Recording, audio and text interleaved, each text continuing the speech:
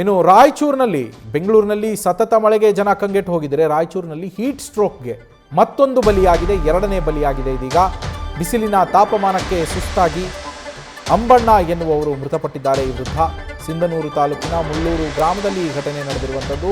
65 ವರ್ಷದ ವ್ಯಕ್ತಿ ಅಂಬಣ್ಣ ಮೃತಪಟ್ಟಿದ್ದಾರೆ. ಎದೆ ನೋವು ಕಾಣಿಸಿಕೊಂಡು ಕುಸಿದು ಬಿದ್ದಿದ್ದಾರೆ ಅಂಬಣ್ಣ ಅವರು.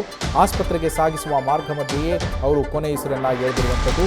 3 ದಿನಗಳ ಹಿಂದಷ್ಟೇ ಇದೇ ಹೀಟ್ ಸ್ಟ್ರೋಕ್ಗೆ ಹುಸೇನಪ್ಪ ಎನ್ನುವವರು ಇದೇ ರಾಯಚೂರು ಜಿಲ್ಲೆಯಲ್ಲಿ ಮೃತಪಟ್ಟಿದ್ದರು. ಇದೀಗ ಎರಡನೇ ಬಲಿ ಅಂಬಣ್ಣ ಅವರು. ರಾಯಚೂರಿನಲ್ಲಿ ಹೀಟ್ ಸ್ಟ್ರೋಕ್ಗೆ ಆಗಿರುವಂತಹ ಎರಡನೇ ಬಲಿ ಇದು.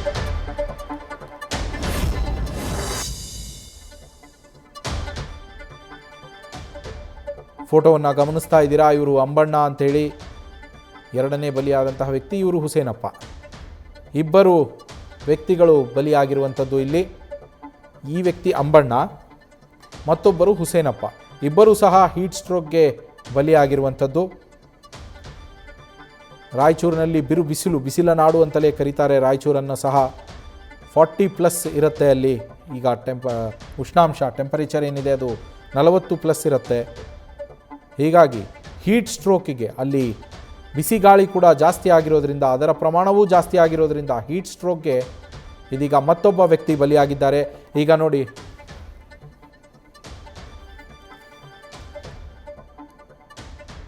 ಮೊದಲನೇ ವಿಂಡೋದಲ್ಲಿ ಇರುವಂತಹ ವ್ಯಕ್ತಿ ಅಂಬಣ್ಣ, 65 ವರ್ಷ ಇವರಿಗೆ. ಇವರು ನರೇಗಾ ಕೂಲಿ ಕಾರ್ಮಿಕರಾಗಿ ಕೆಲಸವನ್ನು ಮಾಡ್ತಾ ಇದ್ರಂತೆ. ಮಧ್ಯಾಹ್ನ ಕೆಲಸವನ್ನು ಮುಗಿಸಿಕೊಂಡು ಮನೆಗೆ ಹೋದಂತಹ ವ್ಯಕ್ತಿಗೆ ಎದೆನೋವು ಕಾಣಿಸಿಕೊಂಡು ಕುಸಿದು ಬಿದ್ದಿದ್ದಾರೆ. ಅವರನ್ನು ಆಸ್ಪತ್ರೆಗೆ ಸಾಗಿಸುವಾಗ ಮಾರ್ಗ ಮಧ್ಯೆಯೇ ಕೊನೆಯುಸಿರನ್ನು ಎಳೆದಿದ್ದಾರೆ ಅಂಬಣ್ಣ ಅವರು. ಇದಕ್ಕೆ ಹೀಟ್ ಸ್ಟ್ರೋಕ್ ಕಾರಣ ಅಂತ ತಿಳಿದು ಬಂದಿದೆ. ಮತ್ತೊಬ್ಬ ವ್ಯಕ್ತಿ ಹುಸೇನಪ್ಪ. ನಮ್ಮ ಪ್ರತಿನಿಧಿ ಶ್ರೀಕಾಂತ್ ಫೋನ್ ಸಂಪರ್ಕದಲ್ಲಿ ಜಾಯ್ನ್ ಆಗಿದ್ದಾರೆ. ಶ್ರೀಕಾಂತ್, ಎಷ್ಟಿದೆ ಇವಾಗ ಟೆಂಪರೇಚರಲ್ಲಿ? ಹೀಟ್ ವೇವ್ಗೆ ಇದು ಎರಡನೇ ಬಲಿ. ಜಿಲ್ಲಾಡಳಿತ ಏನೆಲ್ಲ ಕ್ರಮಗಳನ್ನು ಕೈಗೊಳ್ತಾ ಇದೆ ಇದಕ್ಕೆ ಪರಿಹಾರವಾಗಿ? ನವೀನ್, ರಾಯಚೂರು ಜಿಲ್ಲೆಯಲ್ಲಿ ಬಿಸಿಲಿನ ತಾಪಮಾನದ ಏರಿಕೆ ಜಾಸ್ತಿನೇ ಆಗ್ತಾ ಇದೆ. ಇವಾಗ ಸದ್ಯಕ್ಕೆ 44 ಡಿಗ್ರಿ ಸೆಲ್ಸಿಯಸ್ ಬಿಸಿಲಿದೆ. ಮೊನ್ನೆ 44.3 ಡಿಗ್ರಿ ಸೆಲ್ಸಿಯಸ್ ಹೈಯೆಸ್ಟ್ ಆಗಿತ್ತು ರಾಯಚೂರು ಜಿಲ್ಲೆಯಲ್ಲಿ.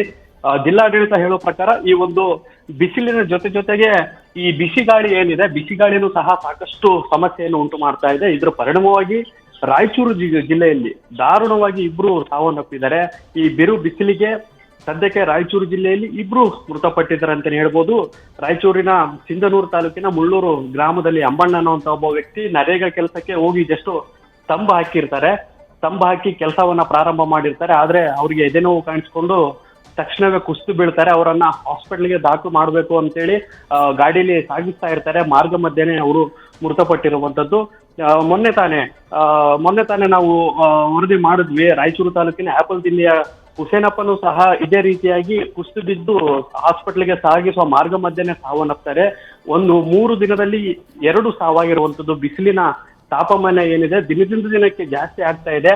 ಮಧ್ಯಾಹ್ನ 12-1 ಗಂಟೆಯಿಂದ ಸಾಯಂಕಾಲದವರೆಗೂ ಸಹ ಯಾರು ಆಚೆ ಬರಬಾರದು ಅನ್ನೋಂತಹ ಒಂದು ಕಟ್ಟುನಿಟ್ಟಿನ ಸೂಚನೆ ಜಿಲ್ಲಾಡಳಿತ ಮಾಡ್ತಾ ಇದೆ. ಆದ್ರೆ ಅವೇರ್ನೆಸ್ ಕೊರತೆ ಇದೆ, ಜನರಿಗೆ ಅವೇರ್ನೆಸ್ ಆಗಿಲ್ಲ. ಇನ್ನೂ ಸಹ ಜಾಗೃತಿಗೊಳ್ಬೇಕಾಗಿದೆ. ಬಿಸಿಲು ಅದೇನ್ ಮಾಡುತ್ತೆ ಬಿಡು, ಬಿಸಿಲು ಹುಡ್ತಾಗಿಂದನೂ ಇದೇ ಬಿಸಿಲಲ್ಲೇ ನಾವು ಓಡಾಡೋದೇನೋ ಅನ್ನೋಂತಹ ಒಂದು ಮನೋಭಾವನೆಯಲ್ಲಿ ಜನ ಓಡಾಡ್ತಾ ಇದ್ದಾರೆ. ಸಾಕಷ್ಟು ಸಮಸ್ಯೆ ಉಂಟು ಮಾಡ್ತಾ ಇದೆ. ಎಸ್ಪೆಷಲಿ ಜಾನುವಾರುಗಳಿಗೂ ಸಹ ಕುಡಿಯೋಕ್ಕೂ ನೀರು ಸಿಗ್ತಾ ಇಲ್ಲ, ಮೇವು ಸಿಗ್ತಾ ಇಲ್ಲ.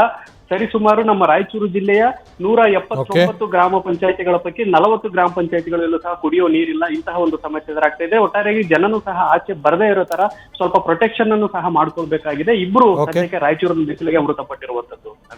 Thank you Srikanth.